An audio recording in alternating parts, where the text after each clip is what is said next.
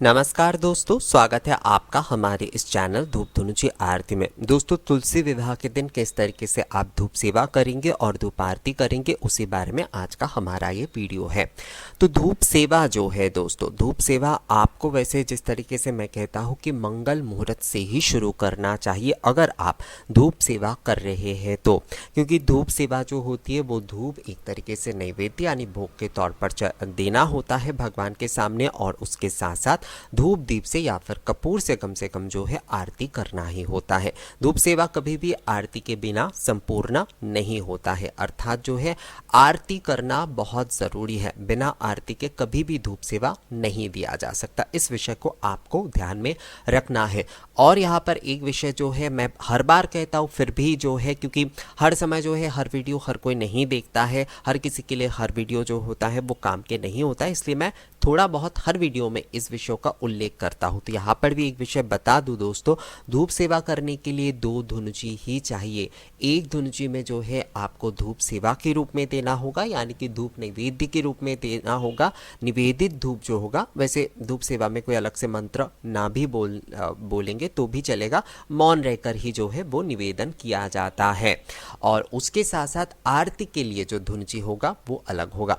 कई सारे लोग कहते हैं कि हम एक ही धुनुची में कर सकते या नहीं, तो नहीं दोस्तों, धूप सेवा में आपको दोनों धुनुची का उपयोग करना ही होगा। आप चाहे तो छोटे एक धुनुची ले सकते हैं जिसमें धूप सेवा कर रहे हैं, क्योंकि मैं समझ सकता हूँ कि कई समय धुआं ज़्यादा हो जाता है, तो जिसमें आप सेवा कर रहे हैं उस धुनुची को आप थोड़ा छोटा ले लीजिए, उसमें थोड़ा कम धुआं हो ये आप ध्यान में रखिए, बस प्रज्वलित रहे, उसमें थोड़ा कम धुआं होगा तो भी चलेगा। आरती की धुनुची जो है वो आप संपूर्ण जो मतलब धुएं से या फिर इस प्रकार के जो होगा उस तरीके से जलाकर आप आरती कर सकते, पर सेवा में आपको दोनों धुनुची का उपयोग करना ही होगा।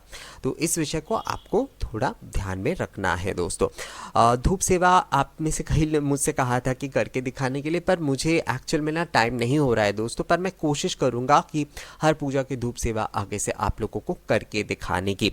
तो मंगल मुहूर्त यानी कि सुबह के जो मंगल मुहूर्त 4 बजे से लेकर सूर्योदय के पहले के समय को मंगल मुहूर्त कहा जाता है। अगर उस समय नहीं कर पाते हैं तो कम से कम 6 बजे करने की कोशिश कीजिए, यानी कि 8 बजे के पहले एक बार जो है आप सेवा करिए ही। उसके बाद 10 बजे के भीतर एक बार सेवा करिए, उसके बाद 12 बजे एक बार सेवा करिए, उसके बाद जो है संध्या के समय आप एक बार सेवा जरूर करिए, यानी कि 4 बार जो है धूप सेवा करना होता है अगर आप धूप सेवा कर रहे हैं तो। अगर आप पूजा अनुष्ठान कर रहे हैं, यानी तुलसी विवाह के दिन लक्ष्मी नारायण के साथ तुलसी माँ की पूजा कर रहे हैं, या फिर श्री नारायण के साथ गोपाल जी के साथ तुलसी महारानी की आप पूजा कर रहे हैं, तो वहाँ पर भी आप धूप सेवा कर सकते हैं। अगर विवाह अनुष्ठान कर रहे हैं तो विवाह अनुष्ठान के साथ साथ भी आप धूप सेवा कार्य कर सकते हैं। मान लीजिए आपके मंदिर में लक्ष्मी नारायण या राधा कृष्ण प्रतिष्ठित है, तो आप तुलसी विवाह के शुभ मौके पर वहाँ पर भी जो है विवाह अनुष्ठान तो आप अलग से करेंगे ही, उसके साथ साथ वहाँ पर भी आप धूप सेवा और धूप आरती के अनुष्ठान कर सकते हैं। अब धूप में आप क्या क्या इस्तेमाल करेंगे ये विषय एक आ जाता है। तो धूप सेवा में तुलसी विवाह के दिन बहुत अच्छा होगा, आप चंदन का इस्तेमाल कर लीजिए, कपूर का इस्तेमाल कर लीजिए, घी का इस्तेमाल करिए, गुग्गुल का इस्तेमाल करिए, और पीले वाले जो राल है उसका इस्तेमाल करिए।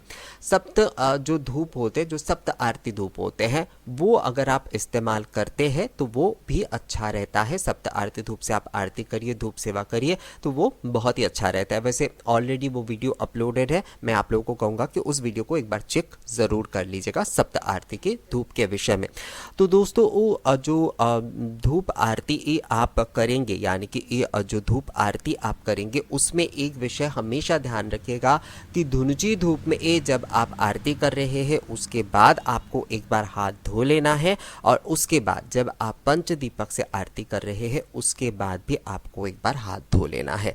कभी भी जो है ये बिना हाथ धोए दूसरे चीज़ों को नहीं उठाना चाहिए। आरती के वस्तुओं को हमेशा हाथ धोकर, जब भी आप निवेदन कर रहे हैं यानी धूप से आरती कर रहे हो उसके बाद आपको हाथ धोना चाहिए, जब भी आप दीप से आरती कर रहे हैं उसके बाद भी आपको हाथ धोना चाहिए। धूप आरती के मतलब होता है धूप दीप से आरती, केवल धूप से आरती नहीं होता है। ये सारे विषय मैं हर वीडियो में कहता हूँ, पर हर बार मुझे इसके ऊपर सवाल मिलते हैं, तो इसलिए मुझे हर बार ही बोलना पड़ता है।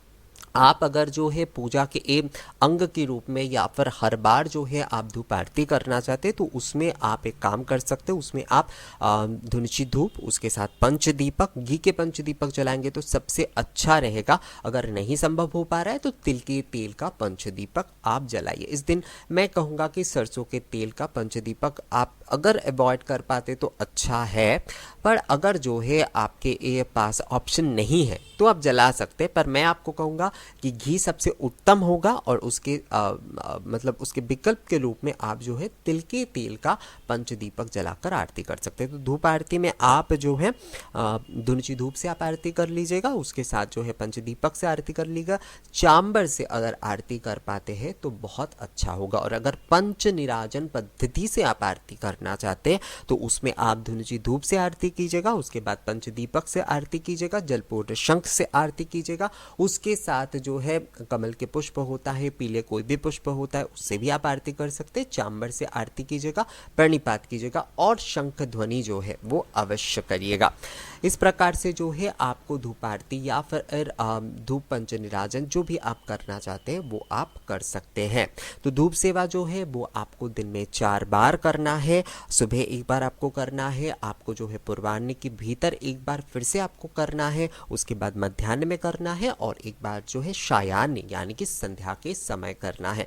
वैसे इन हर भाग को संध्या ही कहा जाता है। प्रथम संध्या, दूसरी संध्या, तीसरी संध्या, चौथी संध्या। संध्या सूर्योदय से लेकर सूर्यास्त के बाद जो संध्या आराधना का समय होता है यानी सायाह्न जो धूप दीप आरती का समय होता है, उन हर भाग को संध्या ही कहा जाता है।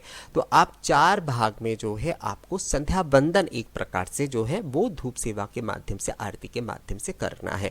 तो आपको 4 बार कम से कम धूप सेवा करना ही है दोस्तों। अगर आप धूप सेवा कर रहे हैं तो आप आप अगर केवल पूजा अनुष्ठान कर रहे हैं तो उसमें भी धूप सेवा कर सकते हैं। अगर विवाह अनुष्ठान कर रहे हैं तो वो भी आप जो है धूप सेवा अनुष्ठान कर सकते हैं।